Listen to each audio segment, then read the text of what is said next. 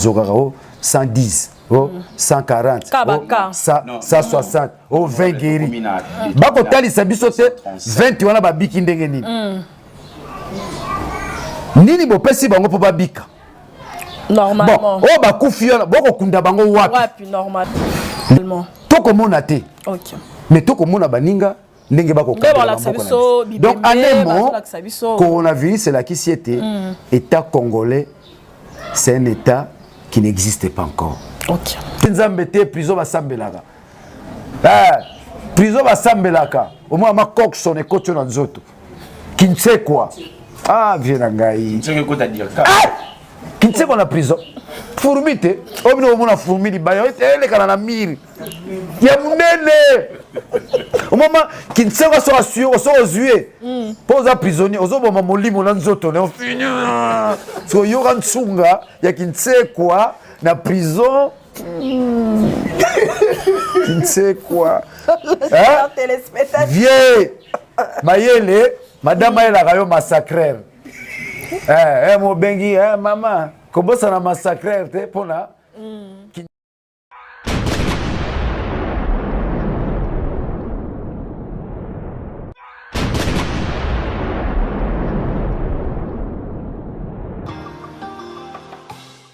Sananga ezayo dotonanga ezayo nalingi yo na motema salananga tinasuka tindelanga banjelu fungola lola. Bonjour, bonsoir mesdames et messieurs, bienvenue dans votre magazine RD Congo na vision auto, mais ça n'a toujours koloba bosolo na politique, bosolo na politique o kamaka na yemoko Clarisse la grande dame toujours na katia RD Congo na vision bosolo na politique to komeka en peu kosimba moi l'actualité na vision o kotambola na mboka o ekoningisa mboka to kobana na maladie oyoza ndemi o esimbi République démocratique du Congo et komeka pe kosimba dossier ya DIRCAP, il y a directeur du cabinet de président de la République démocratique du Congo et puis tokomeka en peu lisusu ko balancer certaines actualités au tokomeka kosolola na honorable Daniel Sanfou. Bonjour papa. Bonjour. Bonne santé. Santé dans les amalam. Ok, santé Zamalam, vous lavez le main régulièrement dès 15 à 20 minutes, évitez que Simba mi soupe mon encore, évitez que Simba ka surtout ce que outil nandaku oye Simba ka sukola ka maboko bato baza na possibilité ya bassine te boluki moi bassine votier bo sukola ka maboko na bino na savon et kozala malamu mingi. Honorable maladie o ebengami ya oyo ezo ravagé monde tomona qui dernièrement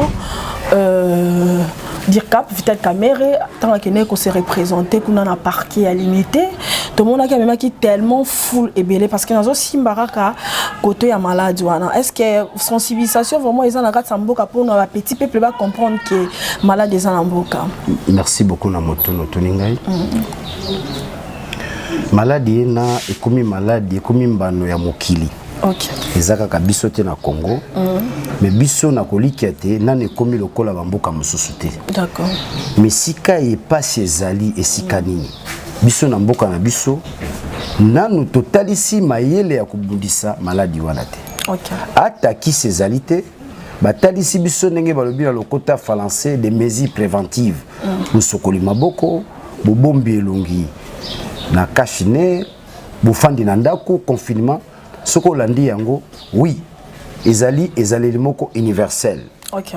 Mais ceux qui ont côté na mozindo pa ya biso ezali pasi. OK. Biso awa système de santé ba pombola yango. Il y a même pas un système de santé. Okay. Qu'on se le dise. Le peu otoza nango ezali baimboka baimokili ndenge bayaka kosunga biso otobengi ba zone de santé. Soko ke même l'intérieur eza pasi eza na bisika musu bazozanga ta seringue oyo. OK. Eza na bisika musu bazozanga novalgine oyo. Bongo lelo maladie eli biso. Mama yemo ezo hôpital général na biso. Soko ke kuna okomona mpuku lokola lapin. Yemo ko mpuku déjà za coronavirus. Yemo ko mpuku tango zo mona. On n'a pas réhabilité les hôpitaux. Tant tangu bazui bokonzi na bango oyo nga na bengaka bokonzi ya Tchanana esengelaki babanda na ko réhabiliter ba hôpitaux pamba te moto esengeli bongo azala nzoto kolongono nde bongo okamba banani okamba bawe okamba bato bazana nzoto kolongono bake ko sala baso de moto talaki muyibi talaki muyibi tala ko zanga vision ya ko kamba mboka lelo malade ko elibiso coronavirus tokende na so de mouton tokende quelle est la place de la santé na programme d'urgence ya Félix oui. Santé zate yo monibe mabumu bake ko welela baso de mouton esika ki muyibi koti wana bango na bango zunguluke koti hein bazalaki ntimba na nzuzi lelo ekomi ntimba libanda nzuzi prison tozoyeba malamu te metolobaka yango bato bazoyiba omoni likambo ekoleka awa olobi likambo ya coronavirus nzambe kaka nzambe tokomi na eleko ye tobela nzambe na biso na banda koloba ntango nyonso bayebokenda poto balanda bemission na biso bokozonga eza makambo fumuki mbanga lobaki ntango bokozonga boyeba ndenge kozongela te sikoyo likambo ya coronavirus yango ye awa nanasi mutu na mutu akomomona lobi nazonga na mboka nanga mboka ngo akozonga avec quelle infrastructure malade ezali yebisanga basi batalisi biso lolenge oyo l'état na biso akobunda na maladi wana yakele la spéculation ne balobaka na lokoto ya français moto pe batie wana kamba biso na gouvernement un roi fainéant un fatigué sur le plan mental physique ozo baté bamboka mususu moto so akomi mokolo mayele ezali ou fouette boani dans son lit de malade médecin reconnaître que son cerveau fonctionne et que tout en étant malade il peut projeter certaines rationalités tout en étant malade mais biso na Congo ceux qui muta koli atazaki professeur so ba PCK poste politique Maëlesili tala premier ministre tozana comme le bino zana bilenge ilunkamba ngala ko benge roi fainéant hein roi fainéant ceux qui ont étudié de la littérature ils peuvent facilement comprendre ce que j'entends par roi fainéant akola ki se sika moko tete ya azali premier ministre tala boni akobunda na coronavirus malade bandi wuto le 8 mars le 8 mars 2020 mbano e bandi nungu ceux qui tozaki na batamaye to kolobani to débloquer mboka to réhabiliter mamayemo to réhabiliter ba centre de référence to ezana mboka pambate et comme la capacité d'accueil ya koyamba bato et si comme malade ezali kene na ba l'hôpital on a biso okosanza hôpital yango moko ko peso maladie on anzela ya mobeko balobi l'hôpital ezali si ko tango komi et peso kimia yango moko l'hôpital et oui ko pesa lobiko par son environnement mais quel est l'environnement ba plutôt en biso voilà honorable aussi donc un mot pour na kolobate jusque là biso les dispositions appropriées na nous tomoni yango tenga naza député naza Elia Moamba naza Elia Kinshasa nzambe ndeka kazo sunga biso ndeto zokaka 110 140 160 20 guéri bako talisa biso te 20 wana babiki ndenge nini bopesi bango po babika normalement bon bakufi wana boko kunda bango wapi normalement toko mona te mais toko mona baninga ndenge bako kunda donc anemo coronavirus c'est la qui s'y était état congolais c'est un état qui n'existe pas encore to bundanga ina bino lobby to tonga mboka ya solo mboka yo komona directeur ya cabinet te hiba zoke liboko na kati ya nzungu oye mutayibaki ombongo msusu apesaki mwasi na ye ombongo msusu héritier wa Tanabe ombongo msusu ezoyeba na position te aza kuna na boloko mais bopesi na ni lokumu bopesi na longonya bayimboka te na nzela maloba na biso nde monani te ya solo likambo 15 millions ezalaki likambo bakwaki kokwaka likambo ya baso de mouton vous savez, dans tout cela, la somme d'argent se résume à 375 millions de dollars. Oh, ils ont mon à la thème. Tala batu bazangi kolinga mboka. 375 millions là, tokotonga ba hôpitaux, tokosunga bato. Atalipa. Lipa soke mati ba bengango grammage. Grammage ali pelinga osala nini e mata. Tokosala ba plantation be yomoko, ba yembaka ona ba musiciens, les pacificateurs, na bango banango ba yembaka banzemu tokomona ko kanga bango.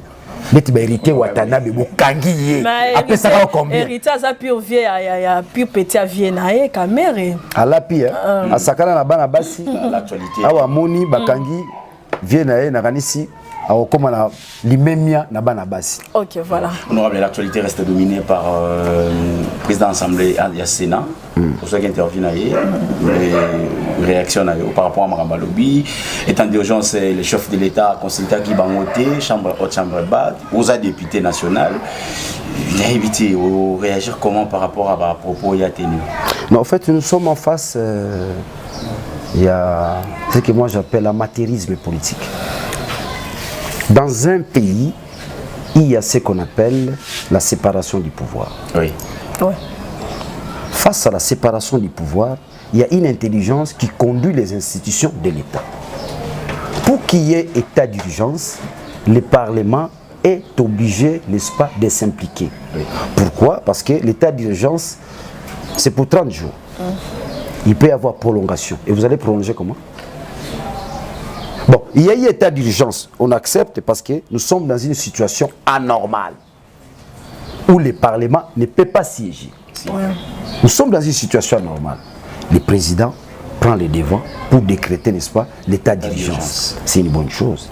Mais maintenant, cet état d'urgence est verrouillé par quel type de loi? Il faut qu'il y ait des lois qui accompagnent. Il faut une substance qui accompagne, n'est-ce pas, l'état d'urgence. Oui. Parce que s'il y a nécessité, au-delà des 30 jours, le président peut solliciter encore 15 jours.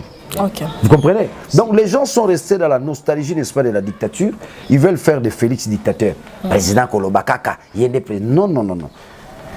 Nous sommes dans un système où il est dans l'incapacité de se faire passer pour un dictateur. Mais pendant l'état d'urgence, le président jouit des prérogatives qui ne peut pas jouir dans une situation normale.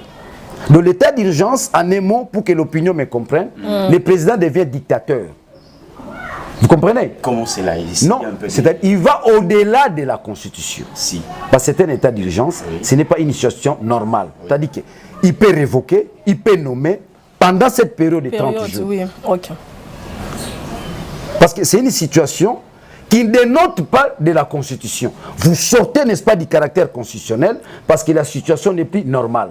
Ça peut s'opérer en temps de guerre, ça peut s'opérer lorsque le pays est en... Il y a pas mal de contours qui nécessitent, n'est-ce pas, l'état d'urgence parce que un des premiers citoyens doit prendre le devant pour défendre le pays face, n'est-ce pas, à un drame national. Or, nous sommes en face d'un drame national. Le président a l'obligation de s'élever dans la dynamique, n'est-ce pas, de la Constitution.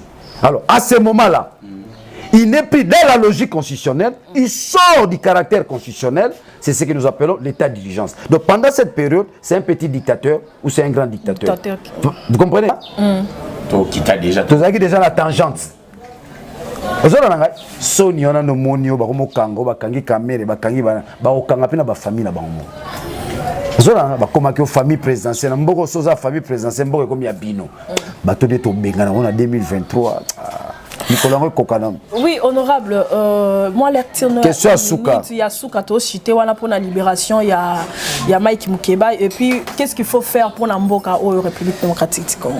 Bon, je te réponds rapidement. Bozinga Ngongebela, Boubagi 30 minutes l'équipe. Libération Mike Mukeba, c'est la victoire de tout un peuple. Aussi, et tadisi na mokiliete, Mobekoli Kunzi et Zalarate Namboka ye.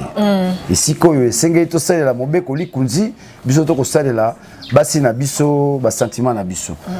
Mais avec la pression populaire de tout un peuple, nde bongo ba bangi Mukeba ya bimi. OK. Nini po na mboka? Na mituna nyonso tuni mutuna malonga yango. Olakisi ngai mayele na suka. Esengelaki otalisanga mayele na ebandeli. Na suka nde olakisi nga mayele. Otuni nini esengeli tosala mpona mboka. motuna tokosala nota 10 émissions kaka motuna OK mais nakolimbola yo na mwa moke nyonso pamba te motuna na yo eza na motu olakisi ete na nyonso tokosalaka eza na eloko ekolekaka te eza mboka oyo bakangi kamera otuninga motuna maka qu'est-ce que caméra représente au Congo en tant qu'individu otuninga motuna ba Jean-Marc il représente quoi par rapport au Congo Congo dit tout Congo dit tout là batona bazo représenter ni ce sont des profiteurs, des opportunistes. Batata bazara ba milliardaire. Sony hein. Yo tata nazara milliardaire, yo mwana ba pesa ma poste na Congo comme milliardaire. Isa Sony. Sony. Ndati ngaboy. Nakoma na mbongo ebele, isa Sony. Loba na sala bilanga. OK. Batu bayebi ke na sala ki bilanga. Ngai na boko la ba soso na nga ba ngombe na nga akomi na mbongo. Ka bo Daniel Safu député, oh Daniel Safu ministre, Daniel Safu directeur de cabinet pour na lo bango place à caméra na ki place nanga. Tu moni biso banzo tozo konda boto komba ta tension, bestoma pona ni tozo tala ah ngana bundi bitumba Félix agache kamere ngandende fale na zalana Félix azo bisanga biloko mibale azo benga ngai Félix Chilombo azo benga ngai yoza mende na biso butina ofana bra so il a pouvoir et menda ke na biso façon na ko préparer na remplacer les mende dans un système veste à taille ba sur mesure kaka na bani na ko bombe na eloko ya la ta ba veste minene ba sur mesure kaka ba chemise à pembe kaka ma pantalon ma dongi ba weston kaka poza na compte à l'état OK na bombe na taille ba ya mbalo to zui ministre à taille ozona so système na ko ya 27 micros que message à gouvernement et les cas moi si nanga yebiti tozola même bana ba yebeke non papa Mende ministre média OK to ka jouer zo problème ka Félix Antoine Chilombo avec Kabila FCC moi si nanga bi moi si nanga sepela Félix président yo Obama Libala akomina Kabila ko mekali sute bala suka na mono sepeli makambo so meki ko sepela okangi biloko nyonso libala ekufi yoza mwasi nanga fozala lamuka OK tozaka na lamuka nzamba ko sa tokanga mutema Kabila tokanga mutema 19 ans bongo 5 ans kutu 50 ans nango 4 ans pas 5e année année électorale ndeto bambula bato yo na bisi yo donc kolona ne kokite na otala ngaye bato basaka na pouvoir oka bamboulage net na Moamba je le dis je serai premier nous allons les députés les mieux à Moamba na ko beaucoup ta bango nyoso twana donc tout monde ta IDP ça pousse na pembe na ngai na ko beaucoup ta bata kamere so me peuple kaba mbongo so de bouton bamibi donc couloir les a vide na ko zonga ce que pona bisayo ni les osenga pona Congo les osenga eloko kaka moko eloko kaka moko cha caméra les osenga biso Congo eloko kaka moko seni ah d'accord yango nde ba commissaire laboratoire na bango bimisaka ba député et bimisaka na ba président yambalo biso toke tokangi kaka laboratoire wana seni kozona ngai seni faut qu'il y ait des réformes notamment à seni faut qu'il y ait des réformes judiciaires faut qu'il y ait des réformes pour permettre biso lobby lokuta ezwa likolo na bosolo te ndenge bolobi na émission na bino yo kanisi mboka nde toza na kati ya bosolo yo moni peuple a voté kingandi ba check kingandi député bonga kutu ba invalida ngati bakutana nene kumbaki oui toyoka so nazalaki kaka nazalaki kaka mobali yo aboyeboye nde lelo na fana nazolela nga bavotanga na bisi bango nga te nga so bameki na olakisa bino le nouveau terrorisme au Congo na kotika bino te tokobanda kokatanaka ndambu na bino pouvoir yango mpe ekotiola kaka boye je me suis battu. Je suis descendant de Kimbangu, je suis descendant de Mbumba Philippe, je suis descendant de Kassavubu. Na lakisi ki mobali na ngai, na telemina peuple na ngai. Peuple alobi biso to votaka yo. Biso to komisaka au député. Bimala balabala. C'est le peuple qui m'a poussé. Ozola na ngai. Donc na zongi kaka na likambo wana seni. Poto koma na seni wana esenge toza na ba parti politique ya makasi. On a Congo lelo ba parti politique ezali te yango toyokani. Katumbi bendani, Daniel Safa bendani, Pierre Lumbi bendani, Mukeba ya bendani, tout ça la nini na motuno tuni. Nini pona Congo. Tout ça la partie. Oui, kozala moko a parti et comme ma démocratie, moko a parti et comme ma bonne gouvernance, moko a parti et comme bundisa corruption. Namboka, moko a parti et cause un système de santé à solo. Moko a parti ok là c'est cause à solo. Ezate bolobi gratuité mais bana bazo fana na mabele. Nakena ki santu bana bazo ta. Ebe nu bana mettre azotunu. Ngeketi mwana ku tableau bana bazo fana na mabele. Yango na lobby biso toujours la bino parti à solo. Bozaba membre ensemble pour la République. Eza soute barambo biso non, et comme ensemble pour la République. Tout ça, on a nos facilités, mais nous avons la Makambango Kebité, Daniel Saf Mtaroz à la présidente, Moïse Katoum vice-président. Nous avons la démocratie, nous avons la démocratie. Donc, on a une question, on a Moïse Katoum, merci beaucoup, ça ne finit pour aujourd'hui. Très cher honorable, merci beaucoup. Moi, le Ramouké, à tous les Congolais du monde et la diaspora, Botumba Bakata ba parti Bozana. Parti à Solo Zoya, Kalamingitawa. Ensemble pour la nation. Oh, pour la République. Pour la République. La nation est comme une prison. Ensemble pour la République. Pour la République. Ensemble pour la République. Ah d'accord. Botumba Bakata va partir ce soir. Il y a INC Botumba, il y a IDPS Botumba. Il y a MLC. Il y a MLC Botumba. MLC La Mukate. La Mukate. La Mukate. Bango wana batu bakenda ko sanga na kingakati. Palu pe Botumba. Te Palu Bakate zika ya ngomoko. Zika ya ngomoko. Tala, Palu on na carte na poche ya moko peli moto. On poche pantalon moto. Ziki mutazo kimba poche ziki pantalon ni no carte ziki. Palu ya ngomoko ekufa na vieux zenga kenana Palu na cercle. Mais ça le loko moko, je suis sérieux. Congo Kendeka Boété. Nous devons croire à ces pays. Je salue mes amis de la diaspora, émission de Kabouété. Bozo Finga, n'importe quoi, mais il est en train de mener un grand travail dans la dynamique populaire. Parce que Combo Tomemi Babomi Yango. Et maintenant, nous devrions reprendre le Congo, c'est-à-dire toucher le cœur du Congolais dans la masse populaire. Parce que le fait que Félix Asangani na Kabila, ça veut dire que c'est interrompre le combat. Le biso photo continue yango. Coup de chapeau Martin Fayoulou, grâce à notre lutte, grâce à la vérité des urnes, grâce à la mobilisation populaire, de Moulino Bakamere, Baromo Kangama, Baro Kangama Pegaya et Belé. Donc, na Pessie Mbote, Bouketu Premier, Ya Yambo, Place aux Ali, na Pessie Mbote, Bouketu Premier, Naebi Sarayo, Mukolo na Kinshasa, Ngana Royamba comme ministre intérieur. Tu mérites des gloires. Ozo sala pona mboka. Bouketu ba sombote. Yo so ba sombo na boka lombasu. Bouketu. O ba sombio pona zoyoka, ndi ba zo bongisa mala moko yo oza mutu nzamba ponio pono libérer peuple congolais. Eleki nyonso Bouketu. Eleki mbongo, eleki ndaku, eleki mutuka, eleki mwasi, eleki mwana.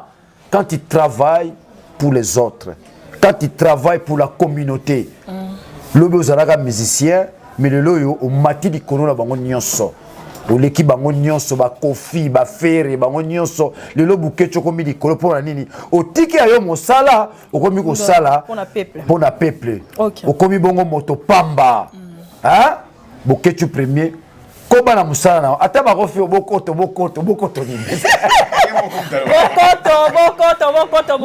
Bokoto na Congo te. Bouketu premier. Na bisa que fona tinde la mikolo musala ezate. Donc na 6 mois d'avril so ba futi na libérer moins peu na parce que pendant tinde la ngata na dit. So na komi député fona tinde. Ça kaka ya wana ni. Bouketu moi la réalité pour transfert. Corona mte bomio. Ngozo moi 500 na yo euro. Mais fona tinde gaga. Voilà. Donc je salue Bouketu Premier. Ok. Je salue tous les résistants, n'est-ce pas, de la diaspora. Ok. Je salue tous ceux qui pensent que le Congo ne peut se libérer que par la lutte. Ok. Congo va se libérer dans le combat battu. Vous avez compris? Le combat battu, l'individu, on peut mailler les moukiers. Vous comprenez? Le Congo va se libérer dans l'unisson. Il y a une diaspora, une dynamique interne. Je dis bien la dynamique interne. Ok. Avec la dynamique interne, surtout Sangani, pour libérer le Congo. À peu près, j'ai semblé répondre, n'est-ce pas, à ta question. Donc, merci beaucoup. L'Ikambuya Congo est l'implication de tout un peuple dans la dimension populaire. L'implication de tout un peuple dans un idéal commun, c'est-à-dire la résistance. Nous devons résister à tout ce qui se passe au Congo par rapport à l'intérêt individuel. Na pesi pe mbote na Vital Kamerhe place aux alliés viennent en Gaï, benganga na peso concerne qui nous quitté. Kobosa na pe ma Maria te. Tanga komba kimbango er nyonso. Komelano maite, tawo la mina tongo mela maite la ngota kimbango 3 fois. Kimbangu, fumu kimbangu, fumu kimbangu, fumu kimbangu omeli mai. Si que sans autant comment fumu kimbangu, tout bela vie. Viens là tout bela. Viens tout bela. Viens tout bela. Sur ngo yoka elenga mo pepa libanda. Ngeza kele. C'est ma valeur nango kota. Moi j'ai 48 arrestations. Ba nanga balelaka. Moi c'est la mbala kenda prison le sambo kaka. Viens sur ba kinzambe te prison ba sambelaka. Prison ba sambelaka. Au moins ma coque son écoute na nzoto. Kinse quoi? Ah viens nangai. C'est que tu dire. Kinse quoi na prison? Fourmite, obino omona fourmi libaya, ele kana na miri. Ya munene. Au moment Kinse va soit sûr, on soit ozué. Pose à prisonnier, ozo boma molimo na nzoto, on finit. So yoga nsunga ya Kinse quoi na prison. Kinse quoi? Hein? Vieux. Mayele, madame elle a rayon massacreur. Mo bengi, maman. Comment ça na massacreur te pona Kinserbi. Ya ki makana yango. Na prison to benga ba bestiole. Ah na bisio. Prison. Na bisio prison. Prison. Donc place na mona peuple congolais comme la maturité comme ça député. OK. Peuple non 48 arrestations. To sur au coronateur. So ekangami. To sunga mona mobali oyo. Ola na ngai. Ndina komi peuple. J'ai 48 arrestations. Dans la prison, pendant à passer. Monica mère va transférer dans la prison Matadi. On coupe dans Zela. Prison Matadi. Donc je te dis, lobby sur les aussi beaucoup. Je sais que les bisika sengeli to bongisa. OK. Tant on doit savoir que les Zela moutonnions sur la prison. Bah mon on ira bagel. Parce que surtout bongisa la prison là. Tu as une climatisation. Les viennent en caméra place à Zali. Moi qui ne sais que soyez. Moi ngunge soyez. Oui, bien, il y a plusieurs hymnes.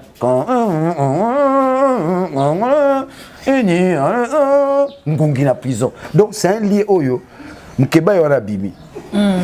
Et 5 mois qu'ici, au Kobiman Zoto Kolongo, la prison à Congo est un mouroir. Ils enfer. Mais ça malamu. Tout le monde est le loba caméra à prison. Dans un lobby to bon ça va prison pour comme c'est pour ça que c'est ka tamike. Il y a des chefs du quartier, des bourgmestres, des Daniel Safou, des journalistes. Les autres moments là que non, Jokumani peut à côté.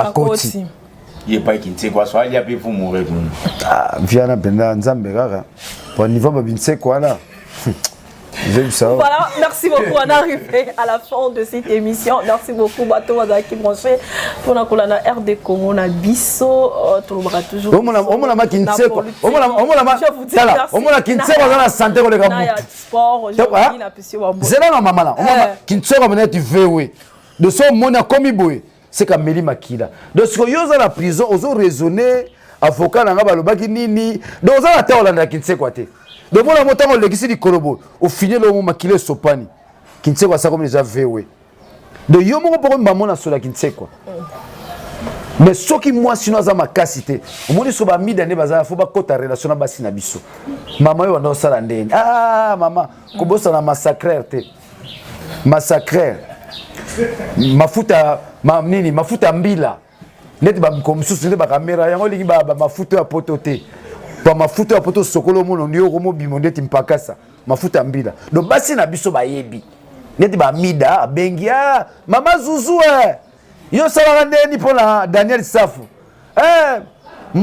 cocotte mwasi ya Mukebai nazokende prison omikomela eza kote ya mularo kozonga massacreur pilipili ya rouge kobosana te pa mutu na prison mposa osanze ezala air nyonso soki alie mwa pilipili wana oyo eza baconseil na opesa Amida oui po biso oza na expérience ok d'accord tokoti baprison kamere eza mbali vie na nga ta souci atakota na te mbala moko prison donc mwasi fo azala na basi oyo mibali na bango mpe bakenda baprison neti babiso bo ya nango likambo asoni te mama Zuzu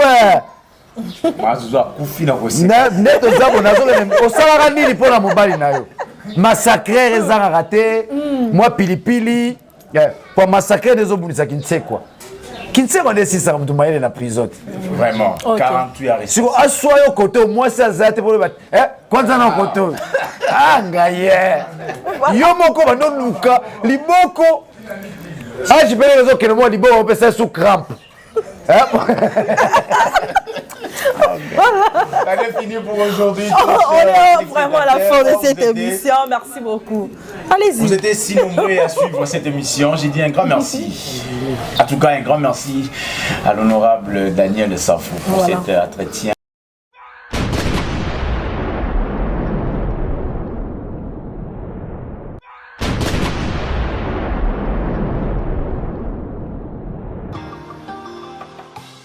Posa nanga eza yo, doto nanga eza yo, nalingi yo na motema, zala nanga tina suka, tindelanga banjelu